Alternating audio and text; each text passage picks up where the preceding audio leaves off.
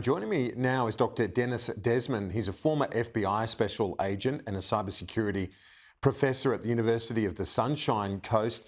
Thanks so much for your time, Dennis. No evidence of this being a sinister action at Optus with that huge outage yesterday. Did that surprise you? No, not always. There are a major number of errors that occur what are related to human factors. People will be people. A majority of the intrusions that we see are often due to human factors, such as phishing attacks or being socially engineered to giving up access.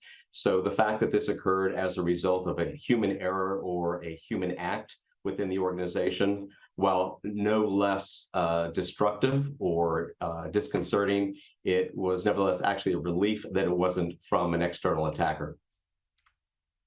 Indeed. So no evidence of a malware or a malicious actor involved. Is it something, however, Dennis, that could emerge later on, that evidence? Sure, it's always possible. The public release that Optus has made is that this was due to a technical fault, which could mean that based on the timing and based on the level of outage within Australia, that it could have been a software or a firmware update. Now, that also means that because the software or firmware apparently was not tested in a sandbox environment, was deployed directly to a live network, which caused the outage, then it's also possible that there may be a security vulnerability within that software or firmware as well, depending on the level of testing and evaluation that was conducted prior to its release. Again, it's going to take some time, I'm sure, before Optus actually lets us know what the actual cause of the outage was and what the remediation is that they're going to take. Indeed. And my information is that the government has been happy with the cooperation extended, at least in terms of disclosing the information from the company to the government in the last 24 hours since this outage happened. Is that encouraging that the company has been forthcoming, at least in terms of how it's dealing with the authorities?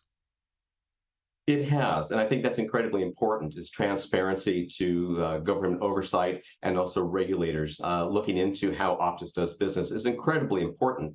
Remember, this is a part of Australia's national critical infrastructure.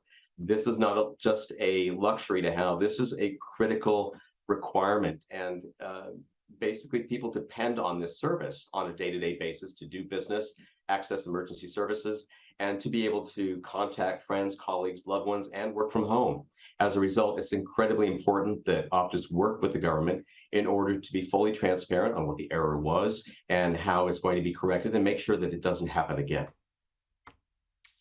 And just finally, on the company's communications, the public communications, ironically for a communications company, hasn't really been that great.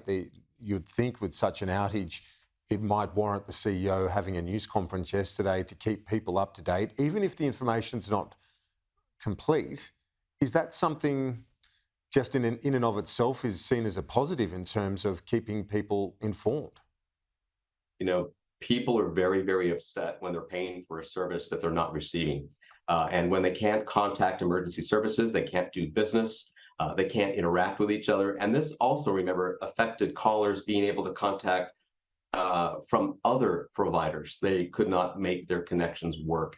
And as a result, it's incredibly important from a strategic communications perspective and from a reputation and brand perspective that Optus also be transparent with its customers and its user base. It needs to immediately address the issue, how it's going to resolve the issue, and what sort of remediation capabilities that it would institute in order to ensure that customers receive the service for which they're paying. Dennis Desmond from the University of the Sunshine Coast, great to get your insights. Thanks. Thank you. Bye-bye.